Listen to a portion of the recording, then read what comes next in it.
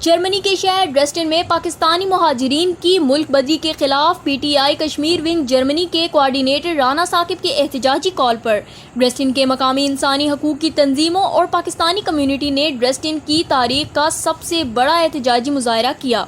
مظاہرین نے جرمن حکومت سے مطالبہ کیا کہ پاکستان سے آئے ہوئے غریب لوگوں کو زبردستی ملک بدر کرنا انسانی حقوق کی خلاف ورزی ہے۔